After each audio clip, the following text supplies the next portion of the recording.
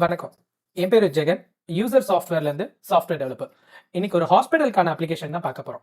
பொதுவா ஹாஸ்பிட்டல் என்ன பண்ணுவாங்க, ஒரு பேஷண்ட் வர்றாங்கன்னா, அந்த பேஷண்ட்டுக்கு என்ன டயக்னோசிஸ் பண்ணியிருக்கீங்க, என்ன ட்ரீட்மெண்ட் எடுத்திருக்காங்க, மெடிசின்ல என்ன அவங்க கிட்ட இருந்து நம்ம ஃபீஸ் கலெக்ட் பண்ணியிருக்கோம், ட்ரீட்மெண்ட் எடுத்துக்கிட்டதுக்காக என்ன ஃபீஸஸ் கலெக்ட் பண்ணியிருக்கோம், அவங்க ஒருவேளை லேப்ல ஏதாவது டெஸ்ட் எடுத்திருந்தாங்கன்னா, அதுக்கு என்ன ஃபீஸ் கலெக்ட் பண்ணியிருக்கோம், இந்த மாதிரி எல்லா விஷயத்தையுமே ஒரே சாஃப்ட்வேர்ல மெயின்டைன் பண்ணிக்கலாம். அந்த பேஷண்ட்டுடைய பாஸ்ட் மெடிக்கல் ஹிஸ்டரியும் இதே சாஃப்ட்வேர்ல நீங்க மெயின்டைன் பண்ணிக்கலாம். ஃபர்ஸ்ட் ஒரு பேஷண்ட் உள்ள வராங்கன்னா அவுட் பேஷண்ட் என்ட்ரியில போயிட்டு அவங்களுடைய ஃபிங்கர் பிரிண்ட் நீங்க வச்சாலே ஆட்டோமேட்டிக்கா டேட்டா கொண்டு வந்துரும். இல்லனா அவங்க ஏற்கனவே ரெகுலர் கஸ்டமரா இருந்தாங்க, ரெகுலர் பேஷண்ட் வரவங்களா இருந்தாங்கன்னா அவங்க பேரை நீங்க டச் பண்ண உடனே அவங்களுடைய டேட்டா எல்லாமே இதுல கொண்டு வந்துரும். ஸோ வியூ பேஷண்ட் ஹிஸ்டரி கொடுத்தீங்கன்னா அவங்களுடைய பாஸ்ட் ஹிஸ்டரி இருந்ததுன்னா இதுல கொண்டு வரும். இப்போ இவங்களுக்கு எந்த டாக்டர் அப்பாயிண்ட் பண்றீங்களோ அந்த டாக்டரோட பேரு, எந்த ஷிஃப்ட்ல வராங்கன்னு போட்டுட்டு ஜெனரேட் டோக்கன் கொடுத்த உடனே அந்த கஸ்டமர் பேர்ல, அந்த பேஷண்ட் பேர்ல டோக்கன் ஜென்ரேட் ஆயிரும். ஸோ பிரிண்ட் டோக்கன் கொடுக்கும்போது அவங்களுக்கு டோக்கன் ஜென்ரேட் ஆயிரும். இப்போ அவங்க வெயிட்டிங் லிஸ்ட்ல போயிடுவாங்க.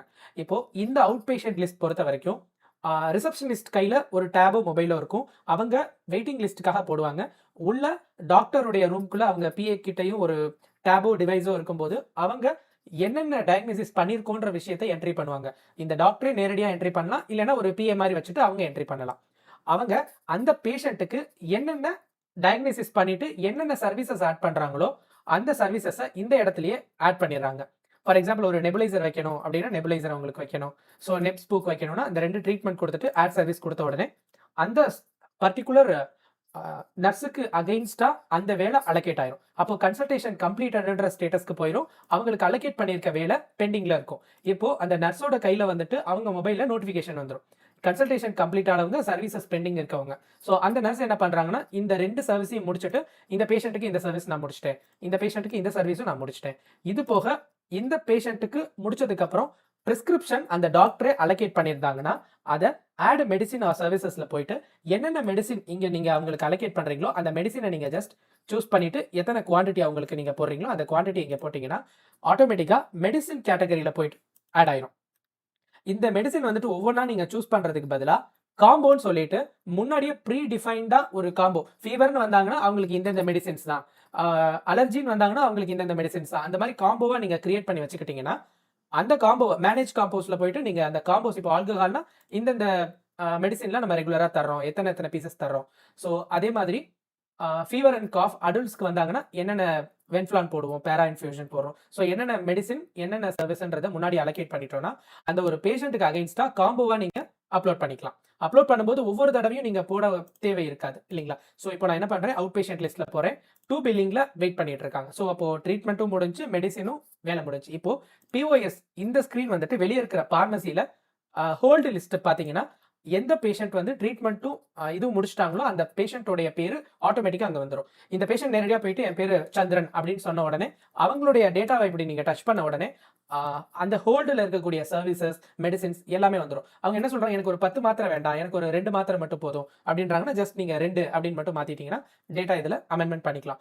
டாக்டர் அலோகேட் பண்ணதை பண்ண முடியாது.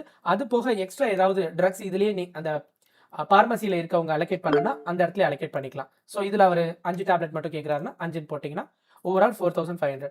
ஃபார் எக்ஸாம்பிள் இப்போ அந்த கஸ்டமர் பே பண்றாங்க, கேஷா எவ்வளோ பே பண்றாங்க, யூபிஐல எவ்வளோ பே பண்றாங்க, இந்த டேட்டாவையும் இதில் நீங்க மெயின்டைன் பண்ணிக்கலாம். நான் என்ன பண்றேன், கேஷ்ன்னு கொடுத்துட்டு ஓவரால் டேட்டா கொடுத்துட்டு சேவ் கொடுத்துறேன். ஒருவேளை வரக்கூடிய அந்த பேஷண்ட் இப்போ நான் ஒரு 2000 தரேன், ஒரு 2000 பெண்டிங்ல வச்சு ஃபியூச்சர் நான் நாளைக்கு கழிச்சு வரும்போது நான் பேலன்ஸ் பேமெண்ட் பண்றேன் அப்படின்னா அந்த டேட்டாவையும் இந்த பேரை நீங்க சூஸ் பண்ணும்போது பழைய பாக்கி எவ்வளவு இருக்குன்றதையும் ஆட்டோமேட்டிக்கா இதுல கொண்டு வர மாதிரி பண்ணிடலாம்.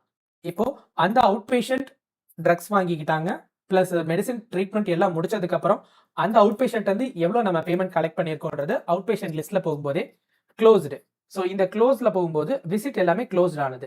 இதை நம்ம டச் பண்ணி பார்க்கும்போது அந்த பர்டிகுலர் பேஷண்ட்டுக்கு என்னென்ன சர்வீஸ் கொடுத்துருக்கோம், என்னென்ன டேப்லெட்ஸ் வாங்கியிருக்கோம், எல்லா விஷயமே இங்கே வந்துடும். ஸோ ஓவரால் அந்த பேஷண்ட் வந்து எவ்வளோ பேமெண்ட் கலெக்ட் பண்ணியிருக்கோம், 542 ரூபா. எஸ்னா சர்வீசஸ், எம்னா மெடிசின். சர்வீஸ்க்கு 110 ரூபா வாங்கியிருக்கோம், மெடிசினுக்கு 452 ரூபா வாங்கியிருக்கோம். அப்போ 5760 ரூபா நம்ம சர்வீஸ்க்கும் 16146 ரூபா மெடிசினுக்கும் இன்னைக்கு மொத்தம் டோட்டலாக கலெக்ட் ஆயிருக்கு. 21908 ரூபா ஆக்சுவலா ஓவரால் நம்ம இன்னைக்கு இன்கம் உள்ள வந்திருக்கு. Lab maintenance. ஸோ என்ன பேஷண்ட் வராங்க, அந்த பேஷண்ட்டுக்கு என்னென்ன டெஸ்ட் நீங்க எடுக்கிறீங்க, அந்த ரெக்கார்டை நீங்க வாங்கி இன்னொரு ஊருக்கு நீங்க கொடுத்து அந்த ரெக்கார்ட்ல டெஸ்ட் முடிச்சதுக்கு அப்புறம் அவங்க ரிசல்ட் கொடுக்கும்போது அந்த ரிசல்ட்டை நீங்க வாங்கி மெயின்டைன் பண்றது லேப் மேனேஜ்மெண்ட். அந்த மேனேஜ் சஜஷன், அந்த சஜஷனையும் இதுலயே நீங்க கொண்டு வந்துக்கலாம். டெஸ்ட்டுக்குரிய சஜஷன் என்ன பெண்டிங்ல இருக்கா இல்ல என்ன டேட்டால இருக்குன்றதையும் பார்த்துக்கலாம். இது புது லேப் என்ட்ரினா லேபோட டேட்டா எல்லாத்தையும் இங்க போட்டு நீங்க சேவ் பண்ணிக்கலாம். Injection management. இப்போ ஃபார் எக்ஸாம்பிள் ஒரு பேஷண்ட் வர்றாங்கன்னா நீங்க ரெகுலரா அந்த பேஷண்ட்டுக்கு 2 நாளைக்கு ஒரு நாளைக்கு 3 தடவை இன்ஜெக்ஷன் போடணும் நீங்க அலோகேட் பண்ணுவீங்க. காலையில ஒரு இன்ஜெக்ஷன், மதியானம் ஒரு இன்ஜெக்ஷன், நைட் ஒரு இன்ஜெக்ஷன். அந்த மாதிரி அவங்களுக்கு நீங்க ஷெட்யூல் பண்ணும்போது அந்த பேஷண்டோட பேரை டச் பண்ண உடனே நியூ இன்ஜெக்ஷன் அலோகேஷன் கொடுத்த உடனே என்ன இன்ஜெக்ஷன் போடணும், என்ன ரேட்டு, ஒரு நாளைக்கு எத்தனை இன்ஜெக்ஷன் போடணும், எத்தனை நாள் போடணும்னு போட்டுட்டு நம்பர் ஆஃப் டோசேஜ் 9 அப்படின்னு கொடுத்துட்டு எந்த டாக்டரோட பேர் போட்டுட்டு அலோகேட் கொடுத்த உடனே அந்த 100 ml NS வந்துட்டு அவங்க பேர்ல அலோகேஷன் ஆயிரும். இப்போ அவங்க வந்து ஒவ்வொரு டைமும் டாக்டரை பார்க்க தேவையில்லை. ஜஸ்ட் வந்துட்டு அந்த அலோகேஷன் டச் பண்ணிட்டு அந்தந்த டேட்ல வந்துட்டு அவங்க ஊசி போட்டுட்டு போயிட்டாங்க, பேமெண்ட்டும் பண்ணிட்டு போயிட்டாங்க. ஸோ அப்போ இந்த டேட்டாவும் இன்னைக்கான சேல்ஸ் ரெக்கார்ட்ல ஆட்டோமேட்டிக்கா உங்களுக்கு ரெஃப்ளெக்ட் ஆயிட்டே இருக்கும். ஸோ எத்தனை டோசேஜ் அவங்க போட்டாங்க, எத்தனை டோசேஜ் அவங்க போடல அப்படின்றதையும் இதில் நீங்க மெயின்டைன் பண்ணிக்கலாம். அப்போ பிஓஎஸ்ன்றது பாத்தீங்கன்னா மெடிக்கல்ல இருந்து நடக்கக்கூடிய சேல்ஸ், கேட்டகரி வைஸ் சேல்ஸா இருக்கலாம், எக்ஸ்பைரி ப்ராடக்ட்ஸ் பார்க்கறதா இருக்கலாம், எல்லா விஷயத்தையுமே நீங்க ஒரே சாஃப்ட்வேர்லயே மெயின்டைன் பண்ணிக்கலாம். ஸோ அவுட் பேஷண்ட் மேனேஜ்மெண்ட்டாக இருக்கலாம், டெய்லி நடக்கக்கூடிய எக்ஸ்பென்சஸ் மேனேஜ்மெண்ட்டாக இருக்கலாம். ஸோ ஒரே ஹாஸ்பிட்டல் ஆனால் 2 இடத்துல மெடிக்கல் இருக்குன்ற பட்சத்தில் வேர் ஹவுஸ் மாதிரி கிரியேட் பண்ணிட்டு எந்த பிரான்ச்சில் என்ன ஸ்டாக் இருக்குன்றதையும் மெயின்டைன் பண்ணிக்கலாம். அந்த பர்டிகுலர் ஹாஸ்பிட்டலில் நடக்கக்கூடிய அக்கௌண்ட்ஸ், எக்ஸ்பென்சஸ் மேனேஜ்மெண்ட்டாக இருக்கலாம், வேற ஏதாவது ரெண்டல் இன்கம் மூலமா ஏதாவது பேமெண்ட் உள்ள வருதுன்னா அந்த என்ட்ரிஸ் போடுறதா இருக்கலாம். எல்லா விஷயத்தையுமே இந்த ஒரே சாஃப்ட்வேர்ல மெயின்டைன் பண்ணிக்கலாம். புதுசா ஒரு ப்ராடக்ட் ஆட் பண்றதுக்கு ஆட் ஐட்டம்ல போயிட்டு அந்த ஒரு மெடிசின் பத்தின எல்லா டீடைல்ஸையும் கொடுத்து நீங்க சேவ் பண்ணும்போது இன்னைக்கு டேட்டுக்கு என்ன எக்ஸ்பைரி டேட்ல என்ன ப்ராடக்ட் உள்ள வருதுன்றதையும் மேனேஜ் பண்ணிக்கலாம். ஸோ சர்வீசஸ் ஆட் பண்ணும்போது நெபுலைசர், ஸோ என்னென்ன சர்வீசஸ் நீங்க பேஷண்ட்டுக்கு ப்ரொவைட் பண்றீங்களோ அந்த சர்வீசஸை மேனேஜ் பண்ணிக்கலாம். ரிப்போர்ட்ஸ்ல எல்லா விதமான ரிப்போர்ட்டும் வந்துடும். ப்ராஃபிட் அண்ட் லாஸ் ரிப்போர்ட், ஒரு ட்ரக் எவ்வளவுக்கு வாங்குறோம், எத்தனை லட்சம் ரூபாய்க்கு நம்ம ஸ்டாக் மெடிக்கல்ல வச்சிருக்கோம், இன்னைக்கு டேட்டுக்கு எவ்வளவு சேல்ஸ் நடக்குது, என்ன சேல்ஸ் நடந்ததுல எவ்வளவு நமக்கு ப்ராஃபிட் கிடைச்சிருக்கு, கேஷா உள்ள எவ்வளவு வந்திருக்கு, யூபிஐல எவ்வளவு உள்ள வந்திருக்கு, எல்லா விஷயத்தையுமே இதில் நீங்க பாத்துக்கலாம். எல்லா விதமான ரிப்போர்ட்ஸும் இதுல வந்துடும். ஐட்டம் டிரான்சாக்ஷன் ரிப்போர்ட்ல இருந்து எல்லா ரிப்போர்ட்ஸும் வந்துடும். நம்ம ஹாஸ்பிட்டல் பத்தின டேட்டா அந்த விஷயங்கள் எல்லாத்தையும் ஸ்டோர் மேனேஜ்மெண்ட்ல பண்ணிக்கலாம். உங்களுடைய சேல்ஸோட பில்லோட ஃபார்மேட்டையும் நீங்க மாத்திக்கலாம். 3 inch பில் கொடுக்கலாம், A4 ஷீட்ல பாதி, இல்லை ஃபுல் A4 ஷீட், உங்களுக்கு ஏற்ற மாதிரி எல்லா ஃபார்மேட்டுமே ப்ரீ டிஃபைன்டா இதுல இருக்கும்.